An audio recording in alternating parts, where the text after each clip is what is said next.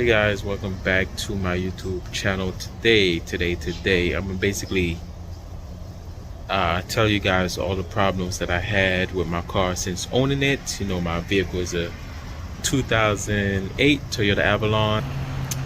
Yeah, so let me go inside the car and explain it to you, because out here it's kind of loud and noisy due to the traffic, cars going back and forth.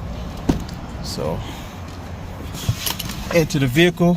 So I'm going to try to go from basics to top of the line of all the problems I should turn on the car, because it's hot in here. Oh my goodness. So yes, when I first purchased this vehicle, I bought it with about 73,000 miles on it, and now I'm over 200,000 miles. Let me show you guys the miles exact that I have on this vehicle. Once again, this is a 2008 Toyota Avalon. Yeah, 2008 Toyota Avalon. All right, so all the basic wear and tear, of course, brakes, tires, oil, battery. I changed out the water pump, the alternator, the radiator fan. Nothing was wrong with the fan, but I changed it anyways. I changed the fan. I changed the inner and outer tie rod, the sway bar links, the CV axles, the one that's on the passenger side and the one on the driver's side. The rack and pinion. The rack and pinion was like one of the most expensive, because, well, it was kind of a cheap, but the labor was expensive. They charge a lot for the labor because they had to do alignment and all of that. So the rack and pinion was like one of the most expensive. But out of the ordinary, out of all of that I just told you guys, excuse me, the one problem that I had, even though it was still drivable, I just couldn't get no AC, is the junction box had went out. And I have a feeling, as what my mom had told me, she had a feeling because the accident I had got hit on the driver's side in the front, like on the side, like it didn't hit my door or nothing, but right there where that fuse box right there, the junction box, got that right there had got hit. So I guess it got pushed in. So I had changed that. The part wasn't too bad. It was $160 for the part. I bought it online and it came from the dealership. You can't get the junction box. You cannot get it aftermarket. It have to be from the dealer. And it's cheaper online. You just look it up. Different dealers is online. They shipped it to you. Sometimes it takes 3-4 days. Whatever time it takes, you'll get it. You get it sometime less than a week. So that was like $160, and I installed it myself. I even did a video on that. So, and that's about it that I remember. Everything that I replaced on this vehicle. Right now as we speak, I do need motor mounts. I need to replace my motor mounts because I'm getting a little vibration. I do have the parts with me.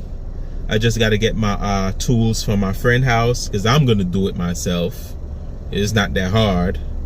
I'm going to do it myself. I am going to go with aftermarket parts, because I'm on a budget right now and I'm not really working right now due to my condition. Whatever happened, I had explained to you guys before on an older video.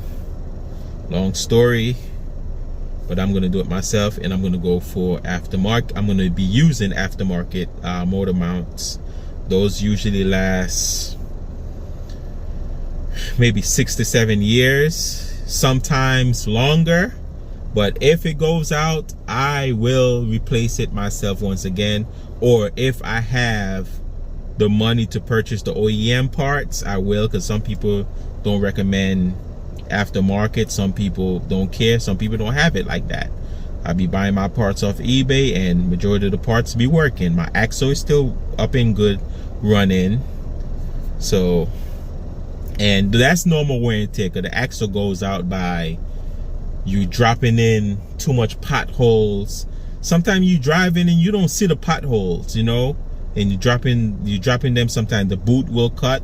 Once that boot cut, that oil or grease start leaking out that CV axle boot, is going to need replacing. So that's normal wear and tear.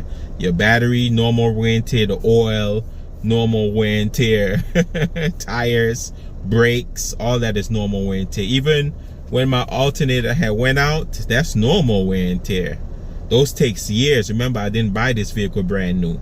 I bought it like maybe about 2 years ago, and I had 73,000 miles when I purchased it, and now I'm over 200,000 miles. And you guys know the job that I do. I drive for Lyft. I deliver food for DoorDash. So I do a lot of driving. I be taking my mom, my sister, school, work. You know how that goes. So I do a lot of driving. One vehicle in a household, I do a lot of driving, and I do my best to keep up with this vehicle. The vehicle is still running strong. Engine is strong. Transmission is strong. I never had no engine problem, never had no transmission problem. Thank God for that.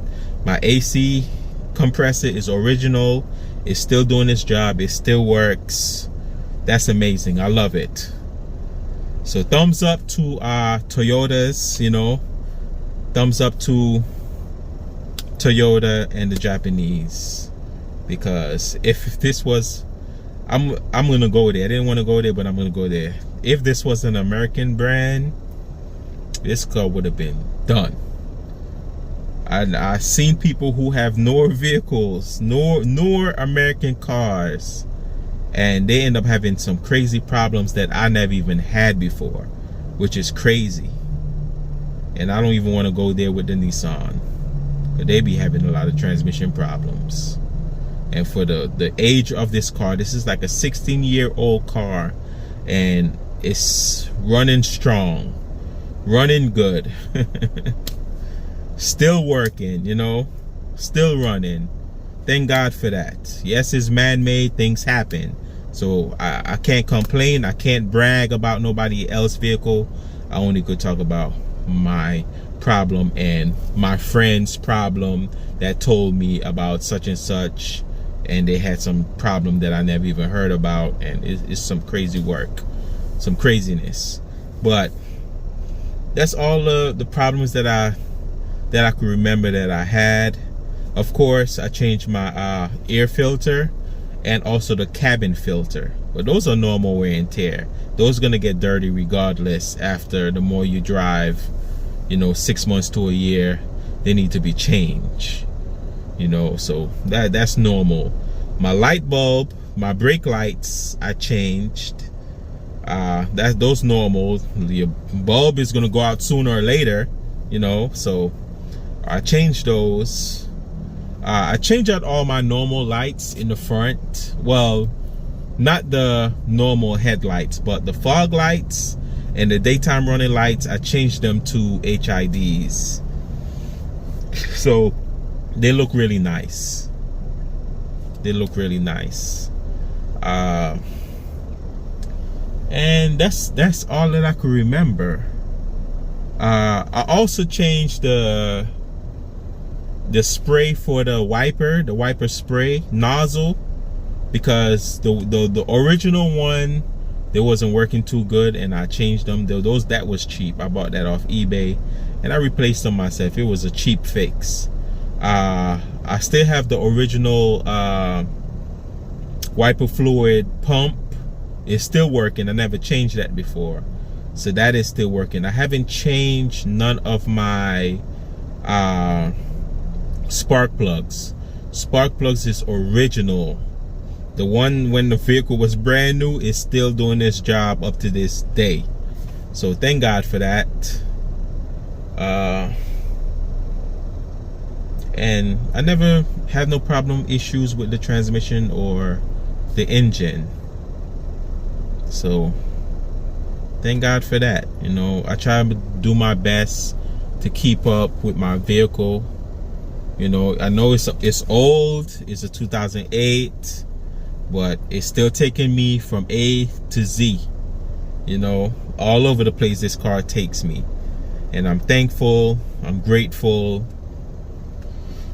Thank God, you know, because it could have been worse. You know, I could have been having a lot of car issue, even though I do get my problems. I'm not going to sit here and say I don't get no problem. I do get problems. As I said, I do need to change all my motor mounts. It's 4 of them.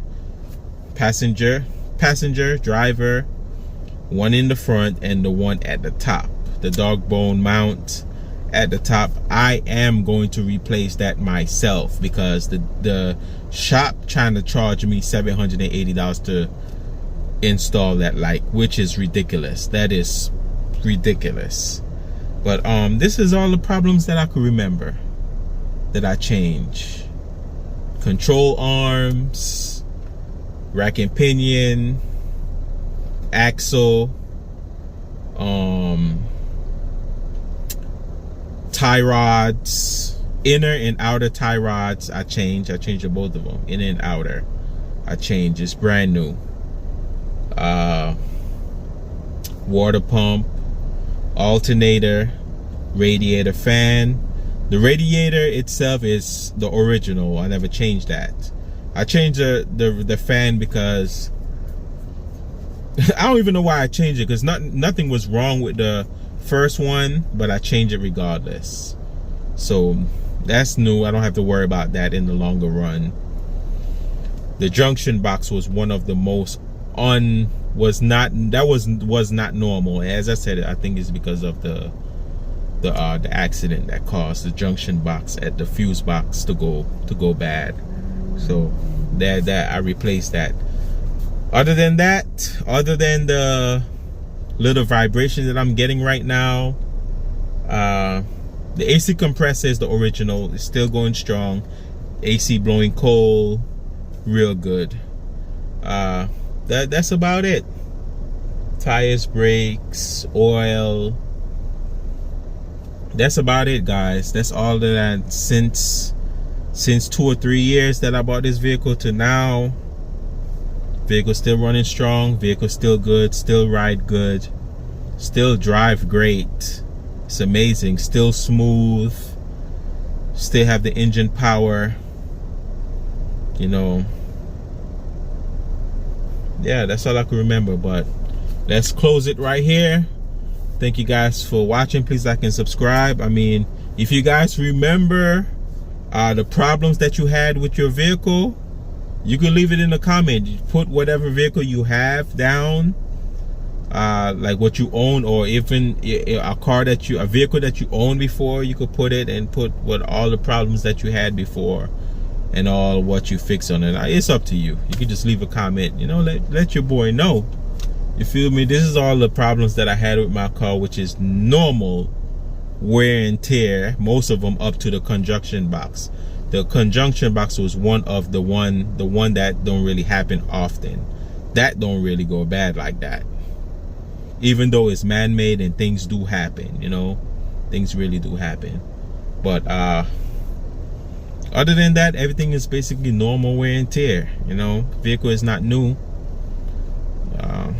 and majority of everything still works. So, original radio. I never had no electrical problem or any sort of that. So thank God for that. But oh yeah, I can't forget, guys. I changed the brake booster and the master cylinder. So, and that's about it, guys. Thank you guys for watching. Please like and subscribe. Peace.